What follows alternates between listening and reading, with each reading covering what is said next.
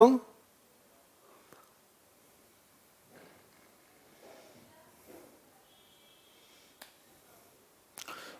हमने बहुब्रीहि समास अव्ययी भाव भी कर लिया, बहुब्रीहि भी कर लिया, तत्पुरुष कर लिया, कर्मधारय कर लिया।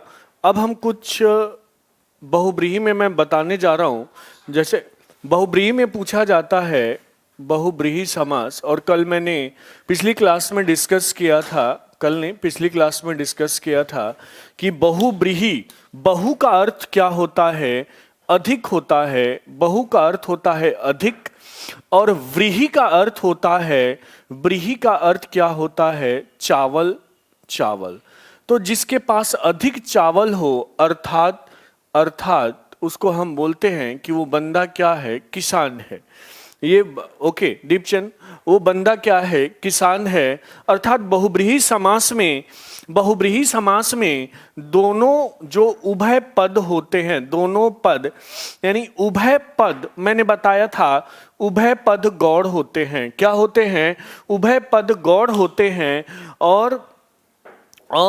और हाँ, दोनों पद मिलकर किसी अन्य की विशेषता बता देते हैं। मुख्यतः मैंने बताया था कि बहुब्रीहि समास में पर्यायवाची शब्द होंगे। ध्यान रखना, बहुब्रीहि समास में पर्यायवाची शब्द होंगे। और साथ एक बात और ध्यान रखना है कि बहुब्रीहि समास में पर्यायवाची तो होंगे, साथ में योग रूढ़ शब्द होंगे। क्या होंगे? योग रूढ़ शब्द। विशेष ध्यान रखना है, आपसे परीक्षाओं में पूछा जाता है कि योग रूढ़ समास किसके अंतर्गत, योग रूढ़ शब्द किसके अंतर्गत आते हैं। तो बच्चों आपको रिप्लाई करना है, आपको वहां आंसर टिक करना है कि योग रूढ़ शब्द जो हैं वो किसके अंतर्गत आते हैं? बहुव्रीहि के अंतर्गत आते हैं। इसका आप ध्यान रखना। आगे जब मैं पढ़ाऊंगा शब्द भेद, तो हाँ मैं आपसे पूछूंगा कि योग रूढ़ ये सब क्या है, तो वहां आप बताओगे कि मैंने, आपको याद होना चाहिए कि मैंने बहुब्रीहि में पढ़ाया था पर्यायवाची शब्द या योग रूढ़ शब्द जो भी हैं वो बहुब्रीहि समास में आते हैं। ठीक है ना? अब जैसे आपसे पूछता है महादेव, बहुत सरल पूछा, महादेव। तो महादेव महान है जो देव, महान है जो देव। ध्यान रखो, महान है जो देव। अब ऑप्शन में अगर बहुब्रीहि नहीं है, ऑप्शन में तो महान विशेषण तो कर्मधारय हो जाएगा, लेकिन महान है जो देव। अब देखो, इसे हम किसको बोलते हैं? शिव को बोलते हैं। तो देखो पर्यायवाची हो गया, शिव का पर्यायवाची। महादेव किसका पर्यायवाची है? शिव का। ठीक है ना? आ गई बात समझ में? उसी तरह पूछता है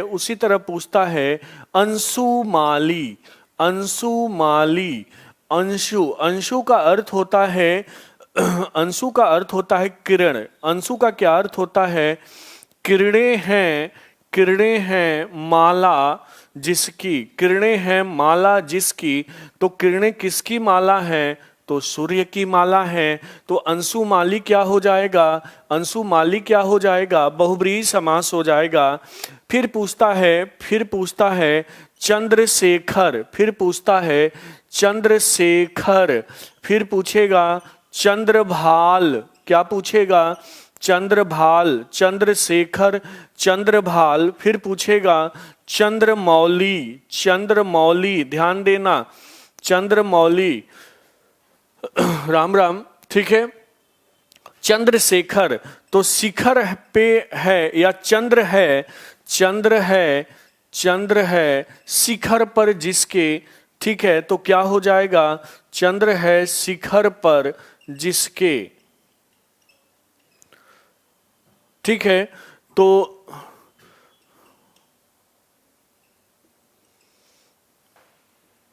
इसको भी हम किसको बोलेंगे? महादेव, यानी कि इसको भी हम शिव लिख सकते हैं। चंद्रभाल, भाल का अर्थ होता है माथा। बोलते हैं ना, थाल में लाऊं सजाकर भाल, जब भी कर लेना तुम स्वीकार समर्पण, यानी कि चंद्र भाल, भाल का मतलब माथा पे चंद्र है, भाल पर चंद्र है जिसके, तो ये भी क्या हो जाएगा, शिव हो जाएगा। मौली, मौली का अर्थ तिलक, मौली पर चंद्र है जिसके, यानी कि मौली, मौली मतलब होता है ये मौली, ये पार्ट मौली हो गया, तो मौली पर चंद्र है जिसके, तो ये भी क्या हो जाएगा, शिव हो जाएगा। क्या हो जाएगा, शिव हो जाएगा। फिर पूछता है कि आशुतोष, आशुतोष जो है ये कौन सा समास है, आशुतोष। तो आशु लिपि का नाम सुना होगा। आशु का अर्थ होता है, आशु का अर्थ होता है शीघ्र, शीघ्र, और तोष का अर्थ होता है संतोष। तो शीघ्र, शीघ्र संतोष, शीघ्र संतोष हो जाते हैं जो, शीघ्र संतोष हो जाते हैं जो, तो कौन है शीघ्र संतोष हो जा, कौन है भाई जो शीघ्र संतोष हो जाता है, तो शिव हैं। कौन है, शिव हैं। तो ऐसे प्रश्न आपसे पूछे जाते हैं, विभिन्न परीक्षाओं में पूछे जाते हैं। यहां तक क्लियर है क्या, यहां तक क्लियर है क्या, बताइए, मैं फिर आगे बढ़ूं। यहां तक क्लियर है क्या, यहां तक क्लियर है, क्लियर है यहां तक, यहां तक क्लियर है, बताइए।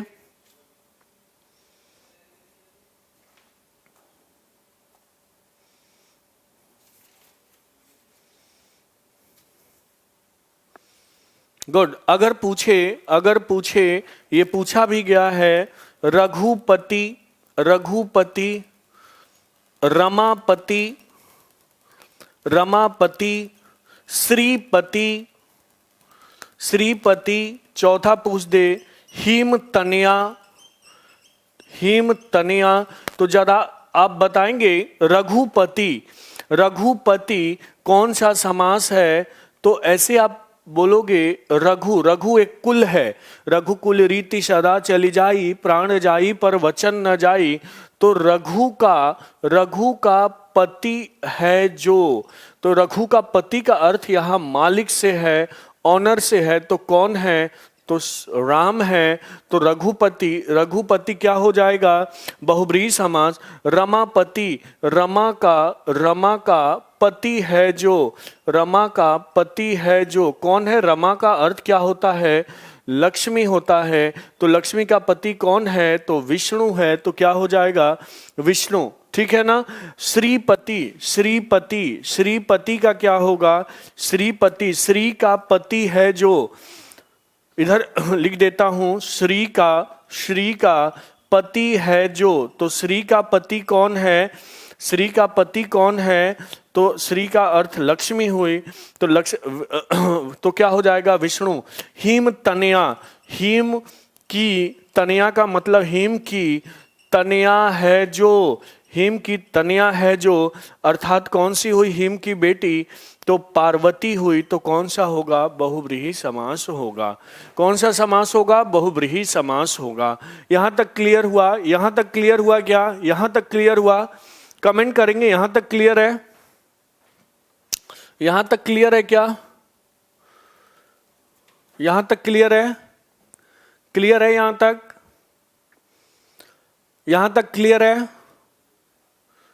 और कोई जो लाइव है वो कमेंट करेगा, यहां तक क्लियर है।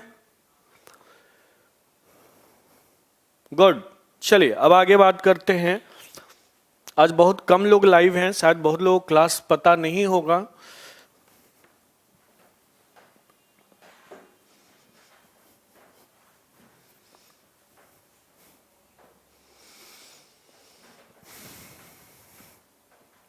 मैंने बताया था कि द्वंद्व समास, द्वंद्व,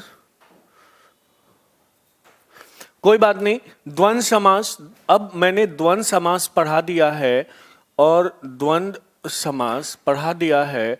मैंने बताया था कि जब पढ़ाऊंगा नेक्स्ट क्लास में थोड़ा सा अलग पढ़ा दूंगा ताकि आप नोट्स में इसको इंक्लूड कर लो। हम यहाँ द्वंद्व समास के भेद की बात करने वाले हैं, द्वंद्व समास के भेद की बात करने वाले हैं। एकदम ध्यान से सुनना, एकदम ध्यान से सुनना, ये कहीं आपको बताया नहीं जाता, ठीक है, लेकिन कभी कभी परीक्षाओं में पूछ दिए जाते हैं, तो अतः हमें इस पे विशेष ध्यान रखना होगा कि द्वंद्व समास। तो द्वंद्व समास को हम क्या कर देते हैं, ध्यान दो, द्वंद्व समास को हम देखो कितने पार्ट में बांट रहे हैं। पहला लिखते हैं हम इतरेतर द्वंद। क्या लिखते हैं बच्चों? इतरेतर द्वंद। क्या लिखते हैं? इतरेतर द्वंद। दूसरा लिखते हैं समाहार द्वंद। क्या लिखते हैं? समाहार द्वंद। क्या लिखते हैं बच्चों? इतरेतर द्वंद, दूसरा समाहार द्वंद, और तीसरा वैकल्पिक द्वंद। ध्यान देना, तीसरा वैकल्पिक द्वंद। क्या लिखते हैं? वैकल्पिक द्वंद। ध्यान देना, ठीक है। यहां समाहार द्वंद है और यहां इतरेतर द्वंद है। इतरेतर द्वंद, समाहार द्वंद और वैकल्पिक द्वंद। अब हम इतरेतर द्वंद की बात करेंगे और एकदम एक एक चीज समझना। अब इतरेतर का मतलब क्या होता है? अगर इसका हम संधि विच्छेद करें तो बनता है ईतर जमा ईतर, ठीक है। ईतर जमा ईतर, अ और ई मिलके, अ और छोटी ई मिलके क्या बन गया? ए बन गया। क्या बन गया? ए बन गया। ध्यान दो, अ और ई मिलके क्या बन गया? ए बन गया, ठीक है। ये कौन सी संधि का उदाहरण है ये हम देखेंगे संधि की जब बात करेंगे। तो इतरेतर का मतलब क्या होता है? तो ध्यान देना, इतरेतर का मतलब होता है एक दूसरे के प्रति। ध्यान देना, एक दूसरे के प्रति। क्या? एक दूसरे के प्रति, या बोले तो हम ये भी लिख सकते हैं पारस्परिक। क्या? तो हम जानते हैं कि जब भी पारस्परिक की बात आती है तो पारस्परिक का मतलब होता है म्यूचुअली इंटरडिपेंडेंट। हाँ, एकदम बता रहा हूं, म्यूचुअली इंटरडिपेंडेंट। यानी कि यहां जो दोनों पद हैं, ध्यान देना, यहां दोनों पद का जो महत्व होता है वो क्या होता है? समान होता है। क्या होता है? दोनों पद का महत्व समान होता है। ध्यान देना, इतरेतर द्वंद में क्या होगा? दोनों पद का समान महत्व होगा। और ये जो जुड़े होंगे या तो और से जुड़े होंगे या फिर या से जुड़े होंगे। मुख्यतः ध्यान देना, और या से जुड़े होंगे तो बेस्ट होगा। यहां आप मत ध्यान दो कि किससे जुड़े हैं, आप सेंस पे जाओ कि दोनों पद का जो महत्व होता है, दोनों पद महत्व समान होते हैं। यानी दोनों पदों का महत्व क्या होता है बच्चों? समान होता है। जैसे मैंने लिखा माता पिता, मैंने लिखा माता पिता। तो अब इसको अलग करोगे ना तो माता और पिता, माता और पिता। तो यहाँ माता का भी समान महत्व है और पिता का भी क्या है? समान महत्व है। आ गई बात समझ में? उसके बाद इतरेतर द्वंद के बाद हम बात करेंगे वैकल्पिक। हाँ, पहले हम इसकी बात के बाद हम विकल्पिक द्वंद की बात करते हैं, फिर समाहार बताऊंगा। तो इतरेतर द्वंद में दोनों, बस ऐसे ध्यान रखना, दोनों पद का समान महत्व होता है। क्या होता है मेरे दोस्त? दोनों पद का समान महत्व होता है। इतरेतर द्वंद में दोनों पद का क्या महत्व होता है? समान महत्व होता है। वैकल्पिक द्वंद जैसे विकल्प, अब नाम में स्पष्ट है ना, विकल्प का मतलब मैं बोल दूं कि इस विकल्प से चुनो, तो आप बोलते हो कि सर ये ऑप्शंस दिए हुए हैं। क्या दिए हुए हैं? चाहे आप मेरे को प्रश्न भेजते हो तो बोलते हो ना कि सर इस विकल्प में कौन सा सही है। अब विकल्पिक द्वंद में एक समय में दोनों का तो प्रयोग होता है, लेकिन दोनों में हम एक का प्रयोग समयानुकूल या समय के अनुसार, ध्यान देना, समय के अनुसार करते हैं। हम समय दोनों में एक का प्रयोग हम समय के अनुसार करते हैं। जैसे मैं लिखूं, एक मैं एग्जाम्पल से समझा रहा हूं। व्यापार घट बढ़, ध्यान देना, व्यापार घट बढ़ रहा है, व्यापार घट बढ़ रहा है। तो एक समय में दोनों नहीं होगा, एक समय में दोनों नहीं होगा, या तो घटेगा या फिर बढ़ेगा। तो अब यहाँ हम किसका प्रयोग कर लेते हैं, या का। तो ऑप्शन में यानी कि हम किसका प्रयोग कर लेंगे, ध्यान दो यहाँ। अब देखो यहाँ और या बोला था, तो यहाँ वैकल्पिक द्वंद्व में ध्यान दो, वैकल्पिक द्वंद्व में भी या का प्रयोग होता है, ध्यान देना। यहाँ और का प्रयोग होता है, इतरेतर में ज्यादातर या का प्रयोग नहीं होता, ध्यान दो। या का प्रयोग हम वैकल्पिक द्वंद्व में करते हैं, ध्यान देना। वहां मैंने या लिख दिया था, कहीं कहीं देखा जाता है, लेकिन ज्यादातर प्रयोग इतरेतर में और का होता है, वैकल्पिक में प्रयोग या का होता है। किसका प्रयोग होता है, या का। जैसे व्यापार घट बढ़ रहा है, तो या तो एक समय घटेगा या एक समय क्या होगा, बढ़ेगा। अब मैं बोलूं, सुन लो, मैं बोलूं, अब आपको लगेगा कि ये क्या है, ये तो बड़ी समस्या है कि हाँ। अब एक मैं ट्रिक बता देता हूं, वैकल्पिक द्वंद्व में सामान्यतः विलोम होगा। क्या होगा, विलोम शब्द आते हैं एक साथ, ध्यान देना। वैकल्पिक द्वंद्व में सामान्यतः विलोम शब्द एक आते हैं, जैसे पाप और पुण्य। पाप। अब यहां कितने बच्चे सोचते हैं पाप और पुण्य लगाया जाए, पाप या पुण्य लगाया जाए, तो ध्यान देना विकल्प है ना, तो पाप का विलोम क्या है, पुण्य है। तो बेस्ट होगा कि एक साथ दोनों नहीं हो सकता, या तो पाप या पुण्य बेस्ट ऑप्शन है। तो आपको कॉमन सेंस पे जाना है। मैं बार बार बोल रहा हूं कि और या ये सब नहीं देखना है। और या अब सुनो, समाहार की बात करते हैं तो समाहार का अर्थ होता है समूह, ध्यान देना। समाहार का क्या अर्थ होता है, समाहार का क्या अर्थ होता है, समूह। समाहार का क्या अर्थ होता है, ध्यान दो, समूह। तो यहां इस टाइप से शब्द आएंगे ना, इस टाइप से शब्द आएंगे जो अपने शब्द के अलावा, सुनो, यानी कि जो दोनों पद हैं, दोनों पदों के अतिरिक्त, दोनों पदों के अतिरिक्त अन्य अर्थ भी, दोनों पदों के अतिरिक्त अन्य अर्थ भी, अभी बताता हूं, दोनों पदों के अतिरिक्त अन्य अर्थ भी होते हैं। अभी मैं समझा देता हूं दोनों पदों के, ठीक है। और सुन लो, मैं बताता हूं यहां से एक बार मैं अलग अलग करके समझा देता हूं।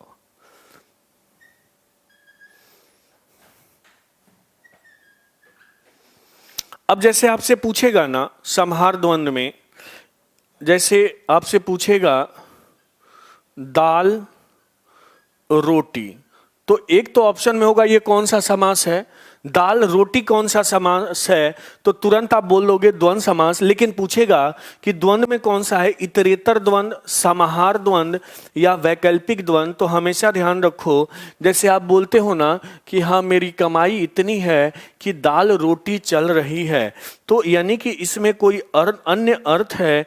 दाल रोटी का मतलब हुआ कि जो जीविकापार्जन हो रहा है, यानी कि हम जो खाने पीने, दाल रोटी, मतलब एक तरह से इसका एक संदर्भ में हम ले लें कि हाँ दाल रोटी, भोजन पानी ठीक से चल रहा है।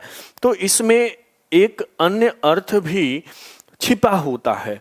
जैसे मैं लिखूं हाथ पांव, हाथ पांव, तो एक बार ध्यान सुनो, जब भी बनाना, मैंने लिखा हाथ पांव, क्या लिखा, ध्यान दो, मैंने लिखा हाथ पांव, क्या लिखा, हाथ पांव, ध्यान दो, मैंने लिखा हाथ पांव। और जैसे हाथ पांव बचाकर काम करो, तो हाथ पांव का यहां अर्थ हो गया कि भाई क्या बचा के काम करो, शरीर बचा के काम करो, यानी शरीर के सभी अंग बचा कर काम करो। सुन लो, अगर ऐसे पूछ दे, अब जो भी सार्थक निरर्थक शब्द होते हैं, जैसे चाय वाय, तो ये भी अगर चाय वाय भी पूछेगा, चाय वाय, ठीक है, तो ये भी किस में आएगा चाय वाय, बताइए, हेलो।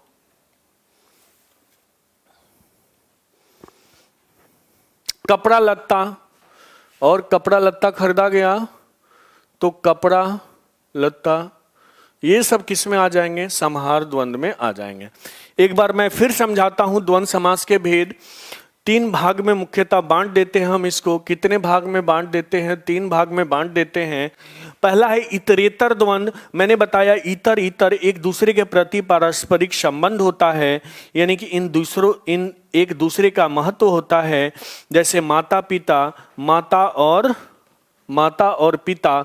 मैं लिखूं राम कृष्ण, मैं लिखूं राम कृष्ण, तो राम और कृष्ण दोनों का महत्व है। तो ये इतरेतर द्वंद्व हो गए। ऐसे रखना, इतरेतर का मतलब पारस्परिक, इतरेतर का मतलब, हाँ, इतरेतर का मतलब पारस्परिक।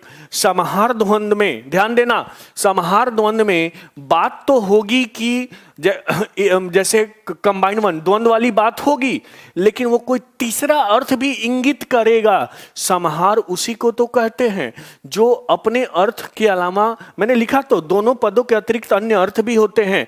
जैसे और दाल रोटी चल रही है क्या आपकी, तो इसका मतलब दाल और रोटी से नहीं है। इसका मतलब है कि और खाना पीना या जो आप जीविका पार्जन कर रहे हो, जीविका पार्जन में तो कोई समस्या नहीं आ रही। जैसे पूछते हैं दाल रोटी में कोई समस्या तो नहीं आ रही है, तो क्या हो जाएगा? समाहार हो जाएगा। हाथ पांव बचाकर काम करना, यानी कि केवल हाथ और पांव नहीं, पूरे शरीर को बचाकर काम करना, तो किस में आएगा? समाहार द्वंद्व में आएगा मेरे प्यारे दोस्तों। उसके बाद जैसे कपड़ा लत्ता, तो कपड़ा लत्ता यानी कि एक सार्थक है और दूसरा क्या है? निरर्थक है। तो इस तरह के भी शब्द होते हैं, वो किस में आते हैं? समाहार द्वंद्व में आते हैं। जैसे और चाय वाय पी लिया, मतलब चाय पानी बहुत सारे चीज पीने की, यानी पी ली, चाय वाय पी ली, मतलब हो सकता है चाय वाय के साथ कुछ ब्रेकफास्ट भी कर लिया। और कपड़ा लत्ता ठीक से पहन के आना, मतलब उसके मतलब पूरा वेल ड्रेसअप होके आना, तो समाहार। और विकल्पिक में कोई समस्या नहीं है, पाप या पुण्य, तो अधिकांश यहां विलोम होंगे विकल्पिक में। वैकल्पिक में क्या होंगे? अधिकांशतः। एकदम लोटा वोटा, सुदेश कुमार, लोटा वोटा समाहार द्वंद्व में आएगा। किस में आएगा? और लोटा वोटा लेके आना यार, मतलब हो सकता है कि और भी बर्तन लेके आना, तो ये समाहार द्वंद्व में आएगा। क्लियर हुआ? क्लियर हुआ क्या? क्लियर हुआ? यहां तक क्लियर हुआ? क्लियर हुआ? क्लियर हुआ यहां तक?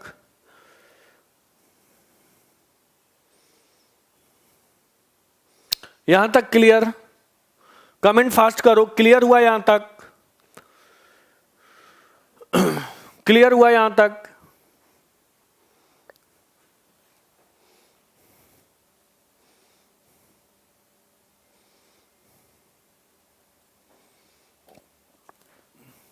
चलो गौतम सिंह, अब मैं एक ही चीज बार बार मत पूछो दीपचंद, मैं बता चुका हूं, और ये कंसेप्ट आपको कहीं मिलेगा भी नहीं, किताब में हमेशा कंफ्यूज रहते हो। अब मैं कुछ लिख रहा हूं, बताना अब।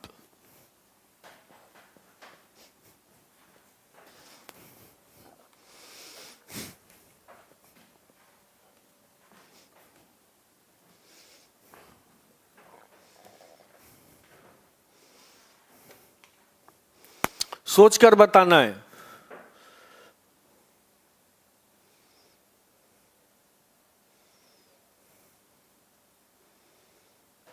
किस प्रकार का द्वंद्व है?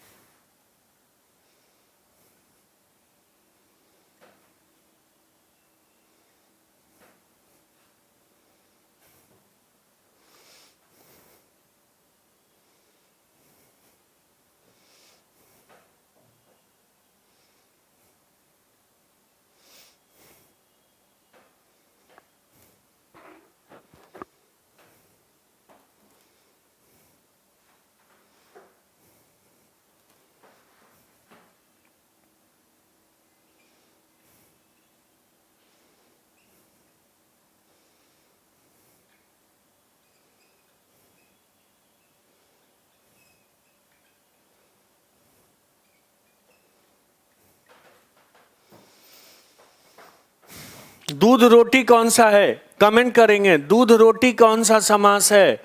तो दूध का भी महत्व है और रोटी का। एकदम दीपचंद ने सही बताया कि दूध रोटी जो है ये इतरेतर द्वंद्व है। क्या है मेरे प्यारे बच्चों? इतरेतर द्वंद्व है, क्योंकि दूध का भी मैंने बताया दोनों का महत्व है और रोटी का भी महत्व है। तो यहाँ हम लिख सकते हैं दूध और रोटी। क्लियर है? दूध और रोटी एकदम सही बता रहे हो। कर्तव्य, अब देखो एक यहाँ कर्तव्य है, देखो ध्यान दो, एक यहाँ कर्तव्य है और दूसरा क्या है? अकर्तव्य है। अब देखो एक यहाँ कर्तव्य है, एक यहाँ अकर्तव्य है, यानी कर्तव्य का विलोम अकर्तव्य है। तो यहाँ या लग जाएगा। क्या लग जाएगा? या लग जाएगा। क्या लग जाएगा? या लग जाएगा। और ये किस में आ जाएगा? किस में आ जाएगा? किस में आ जाएगा मेरे दोस्तों? किस में आ जाएगा? वैकल्पिक द्वंद्व में आ जाएगा। किस में आ जाएगा? वैकल्पिक द्वंद्व में आ जाएगा। लाभालाभ है, लाभालाभ है, तो यहाँ लाभ और अलाभ। अलाभ का मतलब होता है लाभ नहीं हो, तो ये भी ना लाभ या अलाभ लिख लो, तो ये भी क्या हो जाएगा? वैकल्पिक द्वंद्व में हो जाएगा। क्या हो जाएगा? वैकल्पिक द्वंद्व। शीतोष्ण, शीत और उष्ण, शीत और उष्ण की बात होगी। शीत और उष्ण की बात हो रही है, शीत और उष्ण की बात हो रही है। तो यहाँ और नहीं होगा, या तो शीत होगा या उष्ण होगा। मैं बार बार और लिख के या काट रहा हूं ताकि एकदम गौतम सिंह सही बता रहे हैं, शीत या उष्ण। तो ये भी क्या हो जाएगा? वैकल्पिक द्वंद्व हो जाएगा। हाँ, अब बताओ साग पात कौन सा होगा? कमेंट करेंगे साग पात कौन सा होगा? साग पात, साग पात कौन सा होगा? साग पात, साग पात कौन सा होगा? साग पात कौन सा होगा बताइए।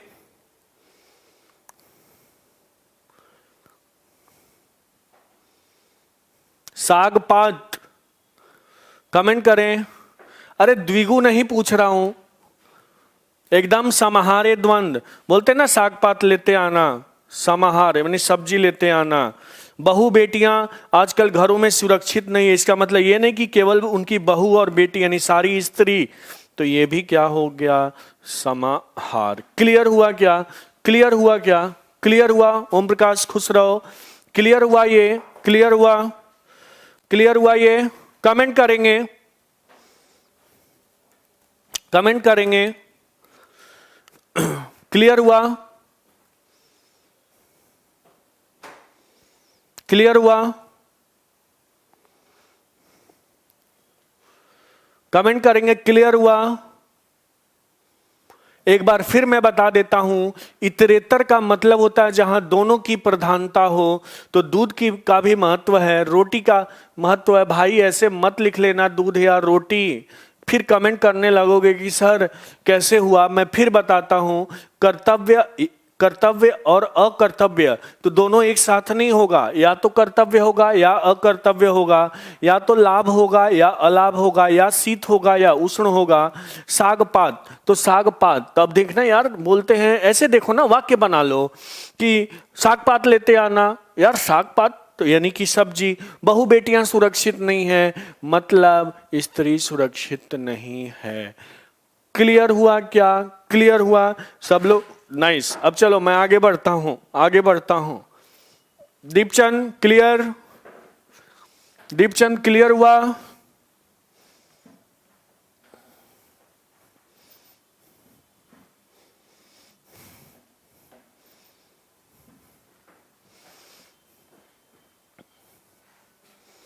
क्लियर हुआ? दीपचंद क्लियर हुआ?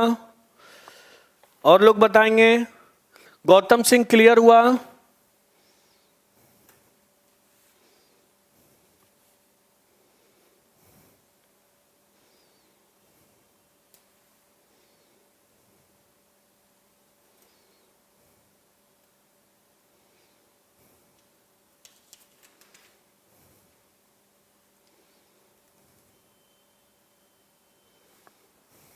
Good, nice, thank you Amit, thank you Amit. Amit, अगर आपको समझ में आता है अपने दोस्तों से बताइए। गौतम सिंह, समझ में आता है दोस्तों से बताइए। दीपचंद, अगर आपको समझ में आता है मैं जो पढ़ा रहा हूं अपने दोस्तों को बताइए। सब लोग अपने दोस्तों को बताएं। और रेडी फिल्म या पता नहीं कौन सा फिल्म आई थी जहां हर एक तीन को जोड़ता, तीन को थैंक यू बोलता था, जय हो जय हो। हाँ, तो आप लोग भी यही कीजिए, मेरे लिए तो कम से कम कीजिए, ठीक है। और हाँ, ठीक है। अब हम कुछ फिर विशेष रूप से अलग करने जा रहे हैं, ठीक है ना।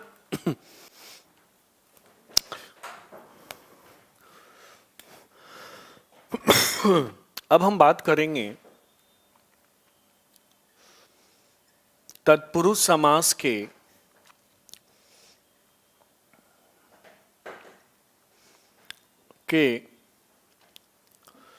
अन्य भेद की।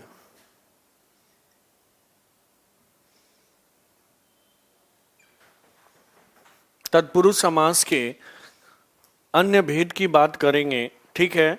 दीपचंद, पहले ये बताओ आप में इंप्रूवमेंट हुआ है? अच्छा, एक बात बताओ, मेरे से पढ़ने के बाद इंप्रूवमेंट हुआ है या नहीं हुआ है? ऑनेस्टी के साथ बोलेंगे, कोई हाँ लाव लपेट नहीं होना चाहिए। ऑनेस्टी के साथ, ईमानदारी के साथ बोलेंगे, पढ़ने के बाद चीजें समझ पा रहे हो या नहीं। अगर नहीं समझ पे आ रहा है मेरे से बोलो, समझ में आ रहा है सबसे बोलो, ठीक है। तत्पुरुष समास के अन्य भेद अभी तक ये किताबों में नहीं देता है ना। हाँ, अभी तक ये किताबों में नहीं देता है, या कहीं दिया भी हुआ है तो क्लियरिटी नहीं है, वहां स्पष्टता नहीं है, ठीक है। कभी कभी आज चलो, आज थोड़ा सा बात भी कर लेते हैं बीच बीच में, क्योंकि आज समास है आज, और इसको खत्म करना है। इसके बाद नया टॉपिक कल शुरू करूंगा, और ठीक है, नया टॉपिक कल शुरू करूंगा, कल आरंभ करूंगा। तो मैं रियल बता रहा हूं, मैं बहुत लोगों का कभी कभी सोचता हूं कि देखो कैसे पढ़ा रहे हैं। एक बार उनका यूट्यूब पे जितने भी वीडियो हैं, मैं तुम लोगों को खुला चैलेंज देता हूं, यूट्यूब पे जितने वीडियो हैं उनको सर्च करो और मेरे टॉपिक को देखो। यानी कि आप लोग तो ऑनलाइन से जुड़े हुए हो तो मेरा तो वीडियो देख ही रहे हो, तो थैंक यू सुदेश। तो आप पहले उनका वीडियो देखो और फिर मेरा वीडियो देखो, कंटेंट में कितना डिफरेंस है ये देखो, ठीक है। मैं कभी कभी देखता हूं कि ये पढ़ा क्या रहा है। कुछ लोग ह्रस्व स्वर, बस ह्रस्व स्वर, दीर्घ स्वर। मैंने ह्रस्व स्वर के कितने नाम बताए थे, एक मात्रिक बताया था, छोटा स्वर बताया था, मूल स्वर बताया था, लेकिन ये आपको कहीं नहीं मिलेगा, ठीक है। अभी तक कम से कम मैंने 10-20 वीडियो तो देखे, थोड़ा थोड़ा देख लेता हूं कि क्या कंटेंट डिलीवर कर रहे हैं सब। मतलब मैं क्या बताऊं, कहना नहीं चाहिए, ठीक है। अभी तो जब रिवीजन क्लास होगी तो और मजा आएगा, हर चीज का एकदम काट पीट करेंगे। कोई बात नहीं सुदेश, वीडियो ऑनलाइन वीडियो नहीं देख पाते, कोई नहीं, आप वीडियो देखते हो इसके लिए बहुत बहुत आभार आपका, ठीक है। चलो अब मैं आरंभ करता हूं। तत्पुरुष समास के अन्य भेद की बात करते हैं, तत्पुरुष समास के अन्य भेद की बात करते हैं। तो पहला, ध्यान देना, अब यहां से समझना एकदम ध्यान से। पहला हम बात करते हैं, पहला नए तत्पुरुष, नए तत्पुरुष समास। पहला है नए तत्पुरुष समास, 1 बाय 1 करेंगे। हाँ, सेम वही। ओम प्रकाश, नोट क्या करोगे, बना लो वीडियो से, ज्यादा बेहतर है। नोट शायद मैंने भेजा है समास का, नहीं तो आज मैं फोटो खींच के भेज दूंगा, ठीक है। नए तत्पुरुष समास, अब देखना, मैं सबको एग्जाम्पल के थ्रू बताऊंगा। नए तत्पुरुष के बाद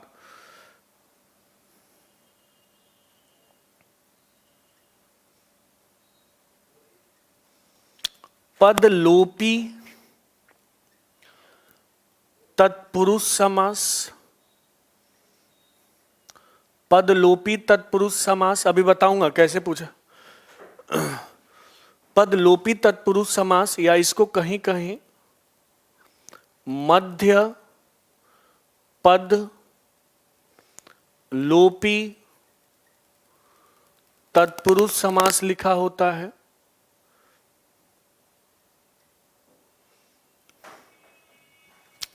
तीसरा है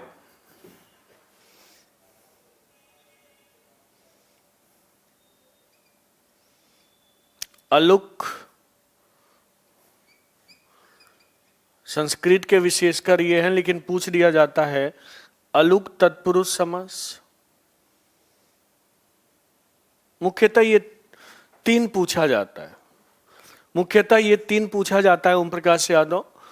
अब नए देखो, नए का मतलब होता है, ध्यान देना बोर्ड पे दिख रहा होगा, नए का मतलब होता है निषेध। क्या है? निषेध। ध्यान देना, निषेध, नकारात्मक। नए का मतलब होता है निषेध। आपसे पूछेगा, ध्यान देना, आपसे पूछेगा असत्य कौन सा समास है? पहला ऑप्शन होगा नए तत्पुरुष समास, दूसरा ऑप्शन होगा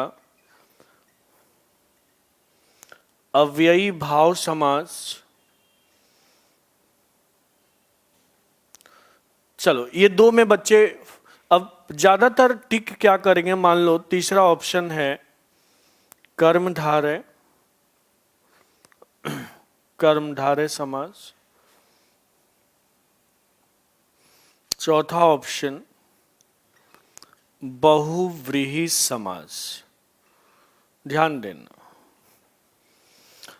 बच्चे करते क्या है, ये तो ठीक, ये तो देख लेते हैं कि चलो यार ये तो किसी कीमत पे कर्मधारय तो है नहीं, बहुव्रीहि है नहीं, अरे यार ये तो अव्ययी भाव दिया हुआ है, पक्का अव्ययी भाव है, और वो गलत हो जाता है। ये क्या है? नए तत्पुरुष समास। ध्यान देना, नए तत्पुरुष समास। अब देखो होता क्या है, सत्य में अ लग गया तो ये निषेध बन गया, और निषेध को ही हम बोलते हैं नए मेरे दोस्तों। क्या बोलते हैं? नए। जैसे सत्य, और इसका समास विग्रह ऐसे मत कर लेना जो सत्य नहीं बोलता हो। आपको विग्रह करना है न सत्य। क्या विग्रह करना है? न सत्य। और अव्ययी भाव टिक नहीं करना, अव्ययी भाव टिक नहीं करना, ठीक है। आपको क्या टिक करना है? नए। जैसे मैं लिखूं अधर्म, जल्दी बताओ। Thank you soon T. अधर्म का जल्दी से विग्रह बताओ, अधर्म का जल्दी से विग्रह बताओ। तो अधर्म का ये मत लिख देना कि जो धर्म में विश्वास नहीं करता हो, भाई वो अधर्म मत बोलो, ऐसे नहीं करते। अनेक शब्दों के लिए एक शब्द नहीं पूछा जा रहा है। यहां क्या होगा? सिंपल न लगा दो मेरे दोस्त, न धर्म। क्या अधर्म का क्या होगा? न धर्म। गांठ बांध लो, न लगाते हैं किसमें? नए तत्पुरुष समास में। एकदम ओम प्रकाश यादव। जैसे अनपढ़, तो ये भी निगेटिव है, पढ़ का निगेटिव है, तो न पढ़। और कितने मेरे विद्वान साथी क्या टिक कर देंगे कि ये अव्ययी भाव समास है। मान लो कि अगर नए हैं ही नहीं, ऑप्शन में नए हैं ही नहीं, नए नहीं है, सुन लो, ऑप्शन में नए नहीं है और ऑप्शन में तत्पुरुष भी नहीं है, ऑप्शन में अव्ययी भाव है, तो फिर अव्ययी भाव टिक कर देना। लेकिन अगर अनपढ़ में अव्ययी भाव नहीं है, ठीक है, और मान लो ये दोनों है, अव्ययी भाव नए है तो नए टिक करना है। ध्यान देना, अगर तत्पुरुष का अस्तित्व ही नहीं है, ऐसे दिया अव्ययी भाव, कर्मधारय, बहुव्रीहि, द्वंद्व, तो फिर मजबूरी है आपको अव्ययी भाव टिक करना।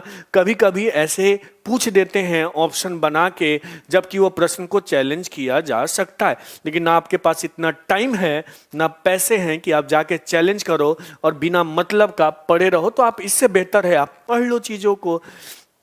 तो अधर्म, न धर्म, अनपढ़, देखो मनोज भी आ गया लाइव, अनपढ़, न पढ़, ठीक है,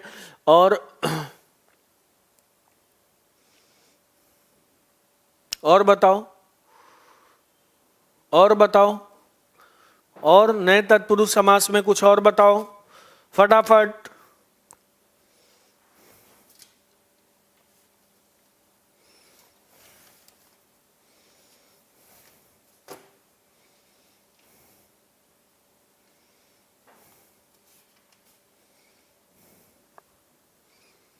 एकदम असमर्थ,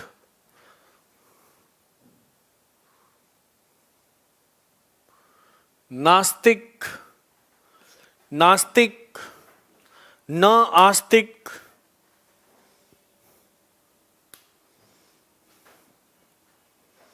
नास्तिक, न आस्तिक,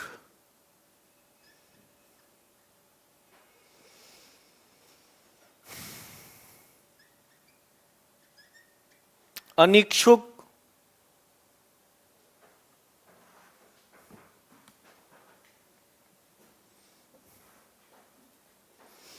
अनिच्छुक तो अन नहीं लिखता, यहां क्या देगा, अन नहीं अनिच्छुक। मेन ये है, कितने बच्चे अनिच्छुक बोलते हैं, एकदम अनिच्छुक तो न इच्छुक, न इच्छुक, अनभिज्ञ न भिज्ञ, अज्ञान न ज्ञान, ठीक है।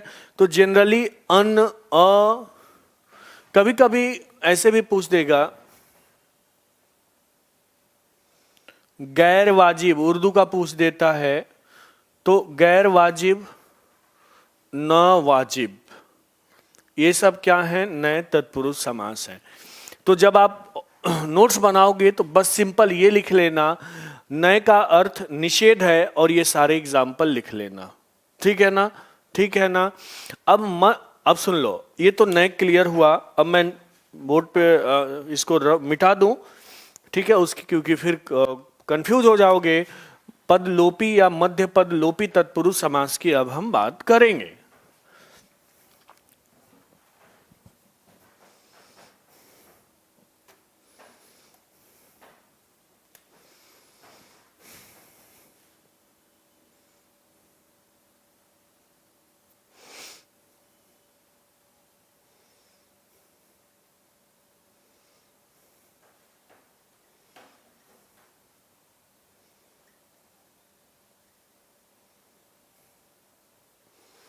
मध्य पद लोपी,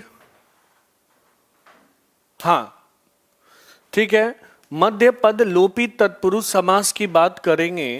जैसे मैं लिखूं रेलगाड़ी, इसका समास विग्रह फटाफट करो। रेलगाड़ी, दही बड़ा, ध्यान देना दही बड़ा दो तरह से लिखा होता है, एक ऐसे लिखा होगा और आपको चकमा देने के लिए ऐसे लिख देता है, दोनों पे डिस्कस करेंगे। तो रेलगाड़ी, दही बड़ा, पर्णकुटी, बताइएगा। रेलगाड़ी, इसका समास विग्रह कीजिए। रेलगाड़ी का समास विग्रह, ज्यादा टाइम नहीं, रेलगाड़ी का समास विग्रह।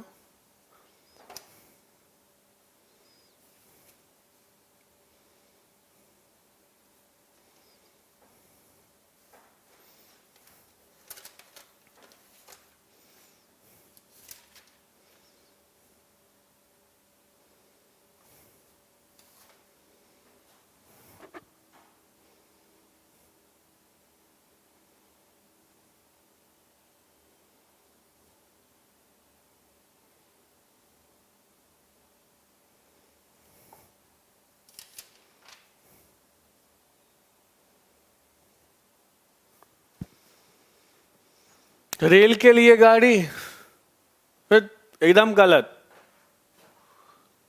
रेल पर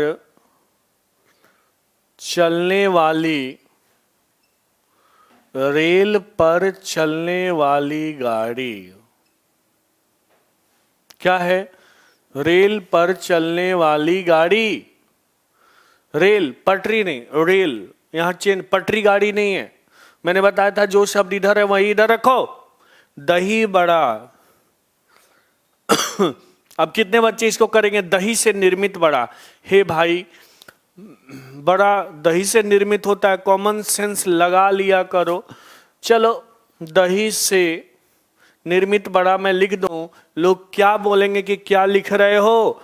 देखो तो ऐसे हम लिख देते हैं, दही में डूबा हुआ, दही में डूबा हुआ बड़ा,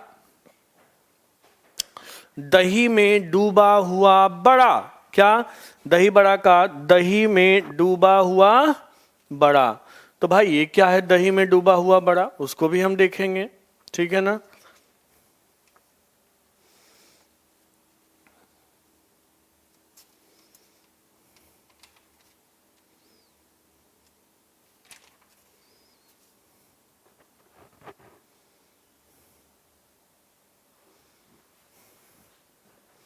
पर्णकुटी, पर्ण से निर्मित कुटी। कितने लोग इसको पर्ण की कुटी बोल देते हैं, गलत नहीं है, लेकिन ज्यादा बेस्ट है पर्ण से निर्मित कुटी। चलिए एक और मैं बोलता हूं, सब लोग इसका विग्रह करेंगे।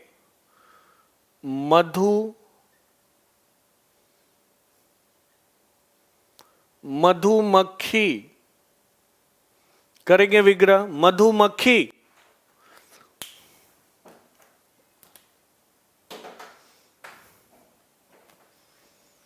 मधुमक्खी का विग्रह करो, मधुमक्खी का विग्रह करो, करो फटाफट मधुमक्खी का विग्रह।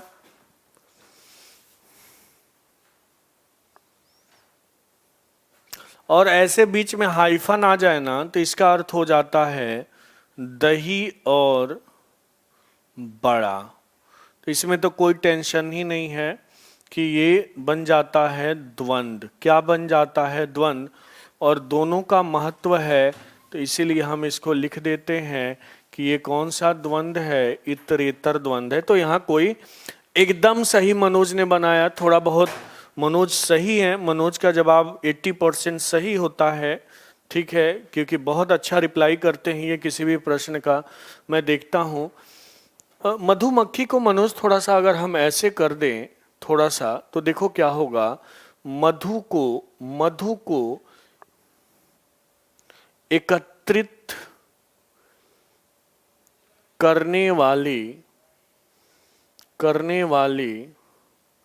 मक्खी,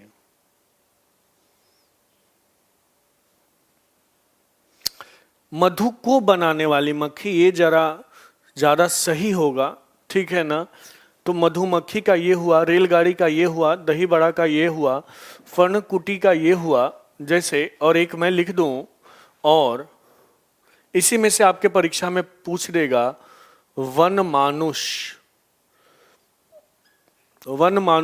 तो ये होगा, कितने लोग इसको वन का मानुष कर देंगे? ये होगा वन में रहने वाला मानुष, ठीक है। अब ध्यान दो भैया, यहां बड़ी प्रॉब्लम है, यहां खेल चल रहा है एक, कि ये अभी तक तो आपके दिमाग में होगा कि सर आपने तो पढ़ाया था कि जब भी हम समस्त पद बनाते हैं तो ये हट जाता था, ये हट जाता था, ये हट जाता था, ये हट जाता था, या ये हट जाता था। यानी कारक की जो विभक्ति है, जो चिन्ह है, वो हट जाते थे। ये क्या बला है भाई, इतना पद भी हट रहा है और कारक का चिन्ह भी हट रहा है। तो मेरे दोस्त, इसी को हम बोलते हैं मध्य पद लोपी तत्पुरुष समास। यानी कि इसमें मध्य पद लोपी में कारक चिन्ह के साथ कुछ पदों का भी लोप हो जाता है, कुछ पदों का भी लोप हो जाता है। इसीलिए इसे हम बोलते हैं मध्य पद लोपी तत्पुरुष समास। अब देखो, यहां तो कारक के चिन्ह जा ही रहे हैं, साथ साथ ये भी चला जा रहा है, में तो जा ही रहा है, ये भी चला जा रहा है, ये भी चला जा रहा है, एकत्रित करने वाली भी चला जा रहा है, रहने वाला भी चला जा रहा है। इसीलिए इसका नाम क्या होता है? मध्य पद लोपी तत्पुरुष समास। अगर ऑप्शन में मध्य पद लोपी तत्पुरुष समास नहीं है तो खुश हो जाओ, तत्पुरुष होगा, ठीक है। लेकिन डेफ्ट में पूछेगा तो ऐसे पूछ देगा कि मधुमक्खी किस प्रकार का समास है। ऑप्शन में आएगा नए तत्पुरुष, मध्य पद लोपी तत्पुरुष या लोपी तत्पुरुष, और तीसरा हो जाएगा अलुक तत्पुरुष। अब आप फंस गए कि भाई ये तो पढ़ा ही नहीं था, अभी तक तो हम तत्पुरुष तत्पुरुष तत्पुरुष चेंचे चिल्ला रहे थे, ये क्या बला है? तो यही बला है जिसको आपको समझना है। आ गई बात समझ में? आ गई बात समझ में या फिर से समझाऊं? आ गई बात समझ में या फिर से समझाऊं? आ गई बात समझ में? कमेंट करेंगे। समझ में आ गई बात? समझ में आ गई बात? क्लियर हुआ? क्लियर हुआ? कमेंट करेंगे। क्लियर हुआ? क्लियर हुआ?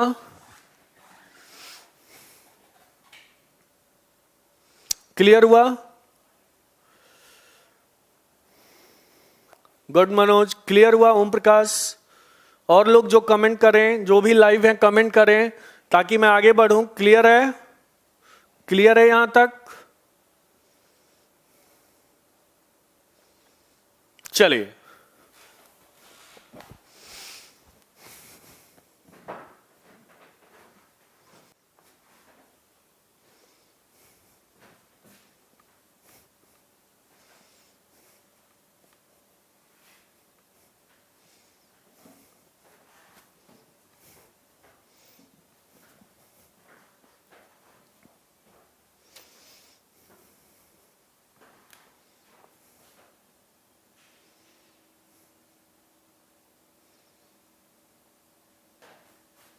अलग तत्पुरुष समास।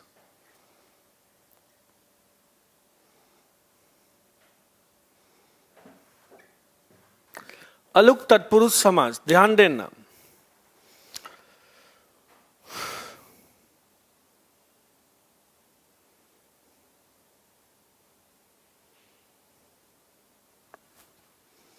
अलुक तत्पुरुष समास में विभक्ति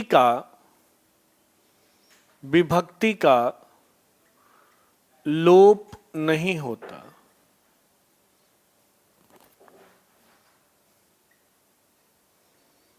ध्यान देना, आपको लगेगा कि विभक्ति नहीं है, लेकिन अगर आप थोड़ा सा, अगर आपको नॉलेज है तो आप समझ जाओगे कि ये साथ साथ में क्या है, विभक्ति है। जैसे मैंने लिखा सरसीज,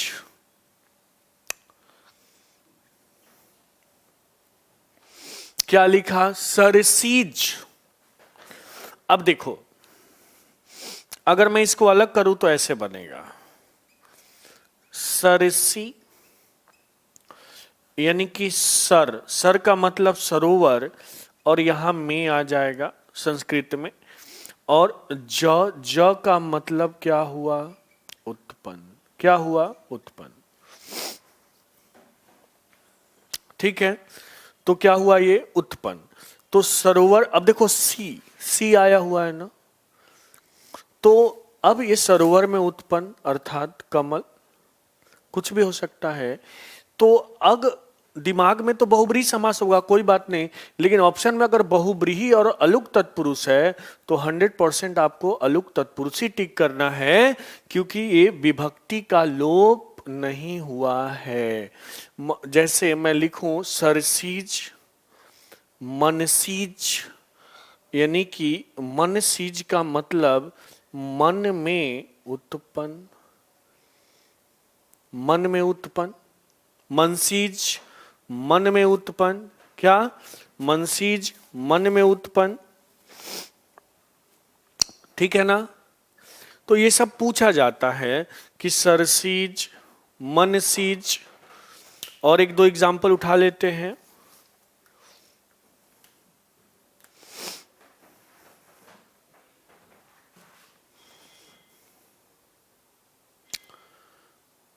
युधिष्ठिर, अब देखो यहां युद्ध नहीं है, यहां क्या है, युद्धि। युद्धि का मतलब होता है युद्ध में, साथ में है, तो युद्ध में स्थिर रहने वाला। अब में तो है, तो अब ये नहीं टिक कर दोगे। मान लो अगर ऑप्शन में कर्ता ने कर्म को कर्ण से अधिकरण है तो फिर कोई नहीं, टिक कर दो अधिकरण।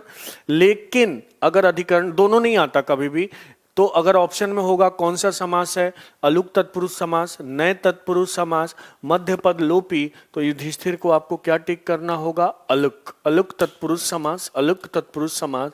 इसमें युधिष्ठिर होगा, क्या होगा, मनसीज होगा, क्या होगा, सरसीज होगा, क्या होगा, सरसीज होगा। तो ध्यान रखिएगा, ठीक है ना।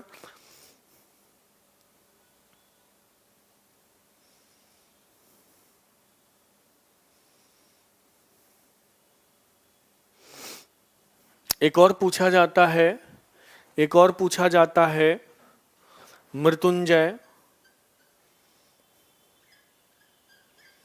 अब देखो मृत्यु के साथ ये लगा हुआ है म, ठीक है। तो अब यहां ये साथ में ये है, विभक्ति चिन्ह साथ ही में है, तो मृत्यु को जीतने वाला, तो शिव तो होता है बहुब्रीहि, लेकिन ऑप्शन में होगा नहीं, होगा क्या, तत्पुरुष। तो क्या टिक कर दोगे, अलुक तत्पुरुष। सुनो अब मैं लिखता हूं, जैसे अगर पूछे, एक मैं सिंपल यहीं से एग्जांपल ले लेता हूं। पूछता है मनसीज है, ऑप्शन में है, ध्यान देना, ऑप्शन में है बहुब्रीहि, दूसरा ऑप्शन है अलुक तत्पुरुष, तीसरा ऑप्शन है मध्य पद लोपी तत्पुरुष। तो एग्जामिनर जानना चाहता है कि आपको पता है कि नहीं, तो यहां फिर अलुक टिक करना पड़ेगा। क्या टिक करना पड़ेगा, अलुक। अगर ऑप्शन में ऐसे है, ध्यान दो, सेम ऑप्शन है और पूछे मनसीज क्या है, ऑप्शन में बहुब्रीहि है, ऑप्शन में तत्पुरुष है, ऑप्शन में कर्मधारय है और ऑप्शन में द्वंद्व है, तो फिर तत्पुरुष मत टिक करो, बहुब्रीहि। क्योंकि मनसीज हम किसको बोलते हैं, मन में उत्पन्न कामदेव को बोलते हैं। क्या बोलते हैं, कामदेव। मृत्युंजय ऑप्शन में बहुब्रीहि, तत्पुरुष कर्मधारय द्वंद्व है, तो फिर बहुब्रीहि टिक करना पड़ेगा, क्योंकि मृत्युंजय अर्थात शिव, ठीक है। लेकिन अगर ऑप्शन में ऐसे दिया है मनसीज में बहुब्रीहि, अलुक तत्पुरुष, मध्य पद लोपी, तो फिर आपसे पूछना चाहता है क्या है, तो अलुक तत्पुरुष समास। आ गई बात समझ में, आ गई बात समझ में, क्लियर हुआ, क्लियर हुआ, क्लियर हुआ, क्लियर हुआ, क्लियर हुआ, यहां तक क्लियर हुआ, कमेंट करेंगे, क्लियर हुआ, क्लियर हुआ।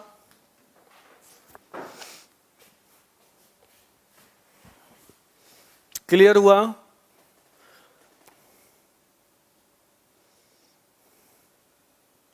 कमेंट करेंगे, क्लियर है, गुड।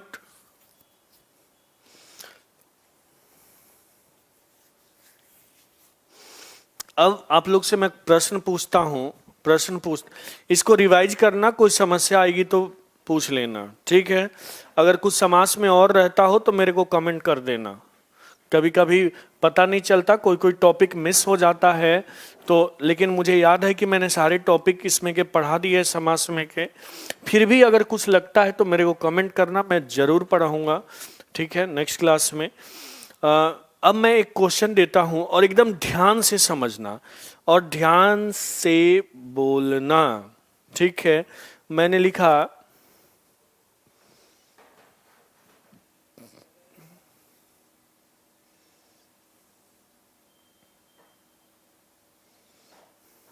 बैलगाड़ी, ठीक है, बैलगाड़ी। ऑप्शन में दिया, ऑप्शन में दिया बैलगाड़ी का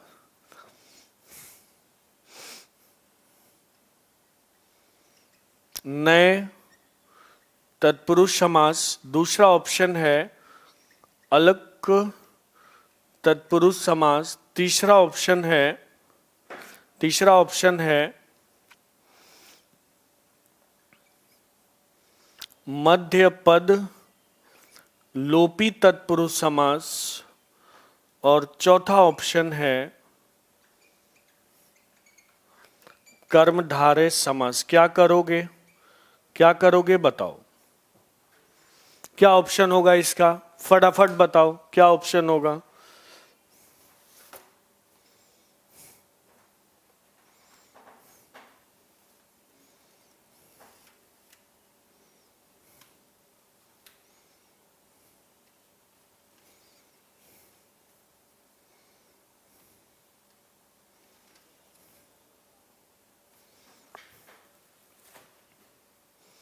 एकदम ओम प्रकाश मनोज सबका सही है। ये क्या होगा, क्योंकि इसका करोगे तो बैल की गाड़ी नहीं होगी, बैलों के द्वारा, बैलों के द्वारा, क्या, बैलों के द्वारा, बोलो, बैलों के द्वारा खींची जाने वाली गाड़ी, बैलों के द्वारा खींची जाने वाली गाड़ी, क्या होगा, बैलगाड़ी। मध्य पद ही लोप हो गया, ये तो गया ही गया, मध्य उसके बाद वाले पद भी चले गए। ठीक है, तो ये भी प्रश्न पूछा गया है। अब मैं एक प्रश्न पूछता हूं, कल का एक पेपर हुआ हरियाणा में और वो पूछा गया, ध्यान दो, अभी थोड़ा सा मैं अपने फोन से निकाल लूं प्रश्न।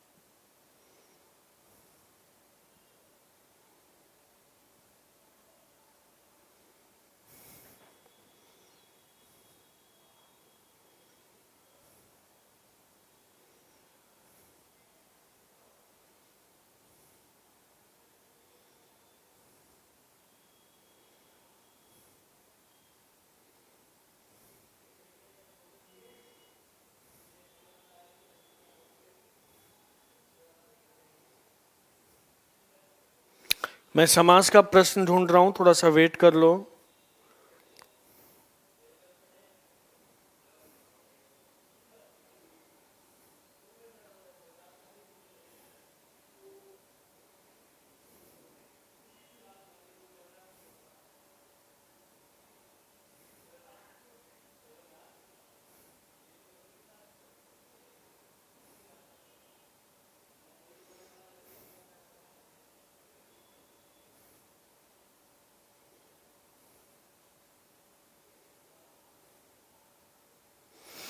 चलिए, प्रश्न है, मिल गया।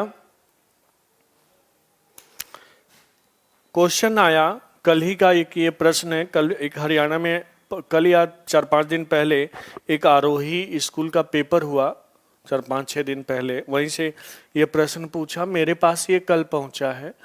अव्ययी भाव, ध्यान देना, अव्ययी भाव समास का, अव्ययी भाव समास से युक्त, अव्ययी भाव समास से युक्त सामासिक, सामासिक पद है।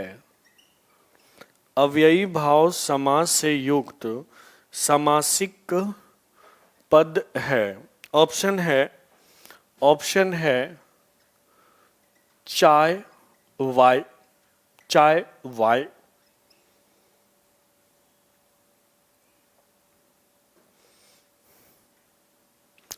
सुबह, सुबह, तीसरा कनकटा, चौथा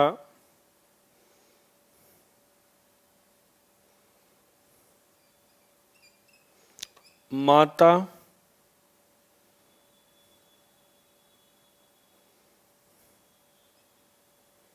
पिता।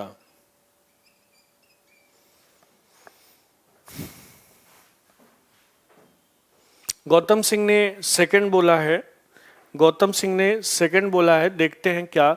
और कोई बताए? पर फटाफट कमेंट करो, अव्ययी भाव समास कौन सा है? कमेंट करो, अव्ययी भाव समास कौन सा है? इतना पढ़ चुके हो, हर चीज पढ़ चुके हो। गौतम सिंह ने सेकंड आंसर बताया है। और लोग गौतम ने सेकंड आंसर बताया है। और लोग, सुधीश कुमार यादव का सी आंसर है, ये थर्ड बताते हैं सुधीश कुमार। मनोज सुबह सुबह बताते हैं। और कोई?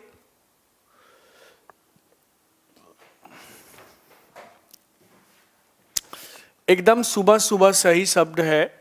और ये अव्ययी भाव समास का उदाहरण मैंने बताया था कि अव्ययी भाव समास में अव्यय होते हैं, या अव्यय को ही हम भाई क्या बोलते हैं, तुम लोग रिवीजन तो करते नहीं हो, उपसर्ग बोलते हैं। ये तो पहला कंडीशन है। दूसरा कंडीशन था कि यदि समान शब्द की क्या होती है, शब्दों की आवृत्ति होती है, तो कौन सा समास होता है? अव्ययी भाव समास होता है। ओम प्रकाश क्या कर रहे हो भाई? थर्ड तुम बता रहे हो, कनकटा थर्ड होगा क्या? सुधीश, ओम प्रकाश, मैंने, तुम लोग रिवीजन नहीं करते। यदि समान शब्द क्या है? सुबह सुबह समान शब्द है ना। मैंने बताया था हाइफन नहीं देखना है, तुम लोग के दिमाग से बातें जा ही नहीं रही है। सुबह सुबह सेम शब्द है ना, सुबह सुबह, तो इसका क्या हो जाएगा? क्या हर सुबह हो जाएगा? हर सुबह हो जाएगा। ठीक है। चाय वाय, चलो ये बताओ, चाय वाय कौन सा समास है? चाय वाय कौन सा समास है? चाय वाय कौन सा समास है? चाय वाय कौन सा समास है? फिर बोलती बंद हो गई। चाय वाय कौन सा समास है भाई?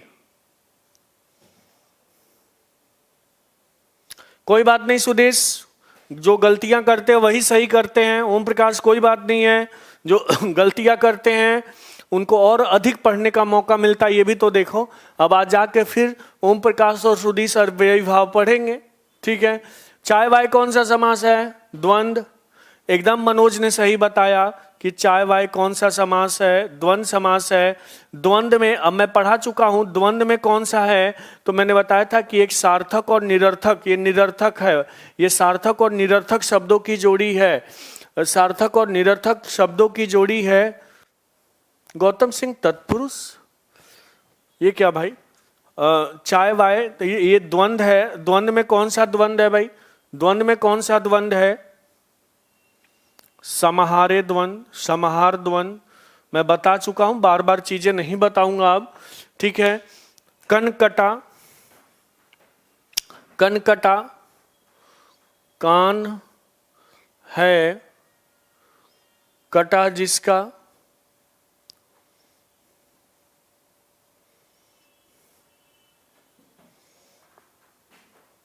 कान है कटा जिसका, तो यहां एक संदर्भ में कनकटे योगी भी होते हैं, तो ये बहुब्रीहि भी हो जाएगा, क्योंकि ये योगी जो होते हैं गोरक्ष पीठ के, उनका कान क्या कटा होता है। एक बार ये प्रश्न पूछा था, ऑप्शन में बहुब्रीहि माना था, कन कटा, कान कटा है जिसका, तो योगी विशेष रूप से जो योगी होते हैं, ठीक है, एक विशेष योगी जिनका कान कटा होता है, उनको हम कनकटा या कनफटा योगी भी कहते हैं। ऐसे कन फटा योगी, तो ज्यादातर परीक्षाओं में कन फटा ही पूछता है, क्योंकि कान पूरा नहीं कटा होता, फटा होता है उनका कान। और कान है कटा जिसका, क्या होगा? कनकटा क्या होगा? या सुन लो, कान है कटा जिसका, तो योगी, या ऐसे लिख सकते हो, कान से कटा, कान से कटा हुआ, तो क्या हो जाएगा? ये तत्पुरुष हो जाएगा। क्या हो जाएगा? तत्पुरुष हो जाएगा। माता पिता क्या होगा? ये द्वंद्व होगा। द्वंद्व में कौन सा द्वंद्व होगा? तो ये इतरेतर द्वंद्व होगा। आ गई बात समझ में? क्लियर हुआ? क्लियर हुआ? क्लियर हुआ?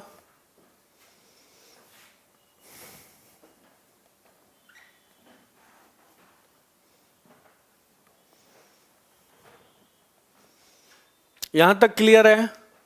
यहां तक क्लियर है क्या? यहां तक क्लियर है? यहां तक क्लियर है?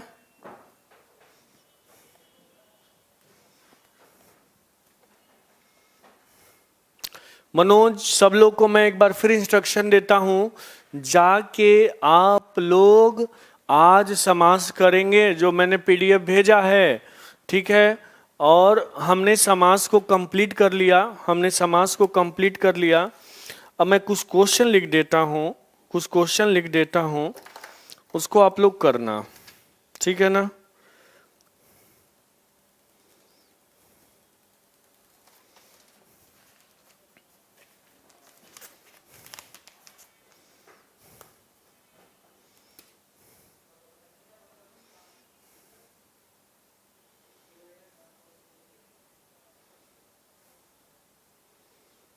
पंचवटी,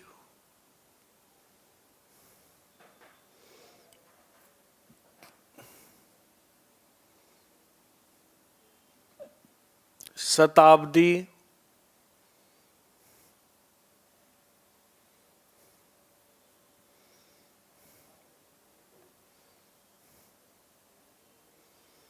षडरस,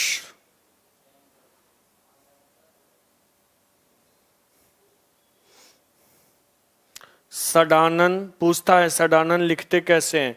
यहां बच्चे हलंत लगा देते, हलंत नहीं होगा, जब हम व्यंजन संधि करेंगे तो करेंगे। सडानन,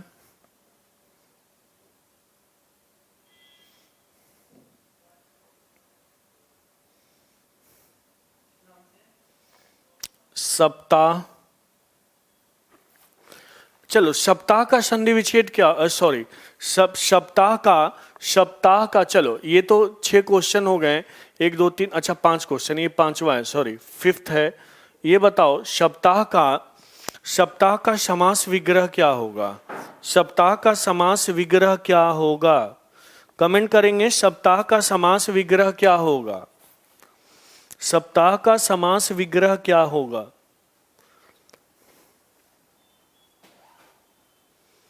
मनोज कमेंट करेंगे, सप्ताह का समास विग्रह क्या होगा?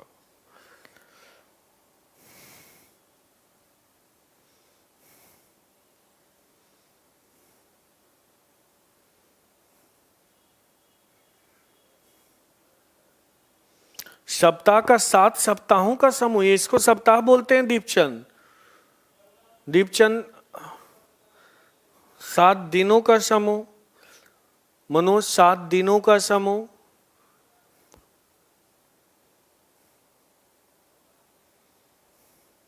चलो अब मैं एक लिखता हूं, आपका फिर दिमाग खोलता हूं मैं।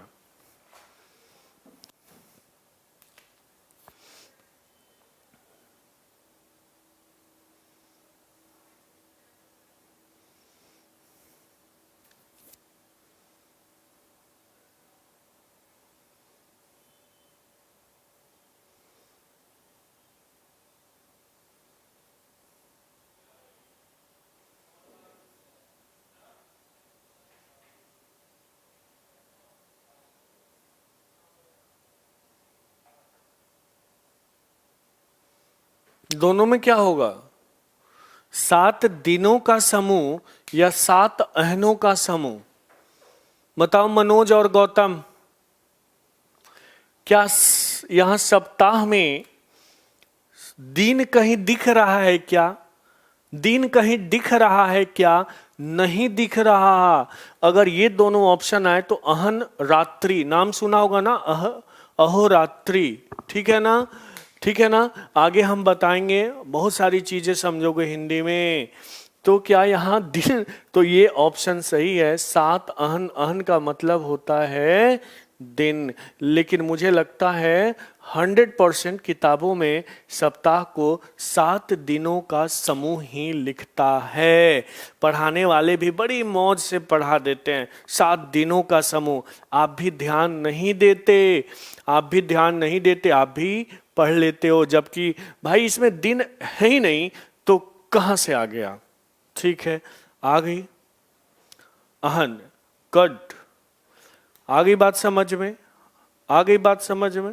क्लियर हुआ? क्लियर हुआ? क्लियर हुआ? क्लियर हुआ?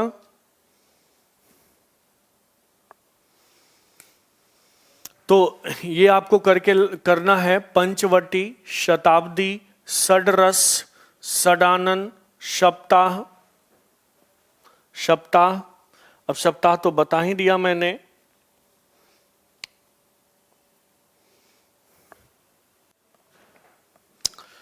उसके बाद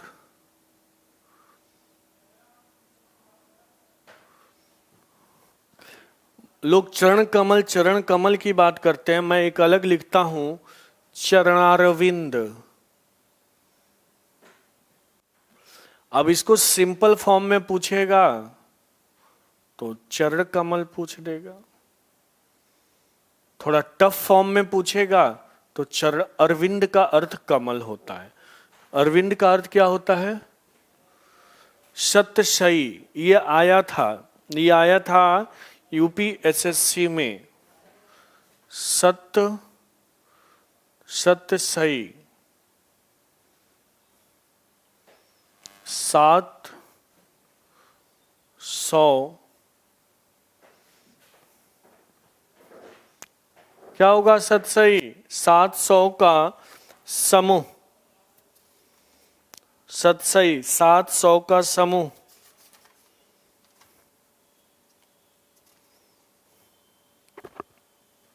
या 700 सही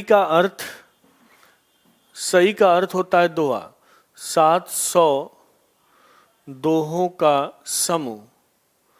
तो इसको हम द्विगु समास करेंगे। द्विगु समास करेंगे। देखो लोग जवाब भी दे दिए। दीपचंद शताब्दी नहीं पूछ रहा है, द्विगु समास करेंगे। शायद यही ऑप्शन भी दिया है सुधीश कुमार यादव। अभी शायद यूपी ट्रिपल एसएससी में पूछा था ये। और देखो मैंने जो आपको इसमें दिया है ना, पीडीएफ दिया, उसमें ये क्वेश्चन है यार। देखो आप जो पीडीएफ आप लोग पढ़ते नहीं हो ना, पीडीएफ बस मांग करते हो। पीडीएफ जो मैंने सारे क्वेश्चन पीडीएफ से आए हुए जो मैंने भेजा है, एक बार उसको ठीक से पढ़ो। तो जो समास का पीडीएफ गया है आप लोगों के पास, और मैं बार बार बोलता हूं कि टेलीग्राम ज्वाइन कर लो, लेकिन आप लोग सुनते कहाँ हो। मैं बोलता हूं टेलीग्राम पे जाओ, वहां लिखो टारगेट विद पंकज परमार, ऐसे लिखना, टारगेट विद पंकज परमार। यहां सब कुछ दिया हुआ है यार, यहां से कम पढ़ो तो। टारगेट विद पंकज परमार यहां से मिल जाएगा। ठीक है ना?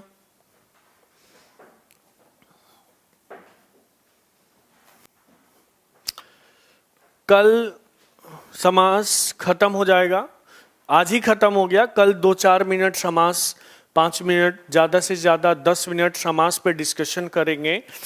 इसके बाद कौन सा टॉपिक पढ़ना है जल्दी बताओ, कमेंट करो। इसके बाद कौन सा टॉपिक पढ़ना है? इसके बाद समास खत्म हो गया। कल 5 से 10 मिनट समास के विषय में थोड़ा सा और चर्चा कर लेंगे।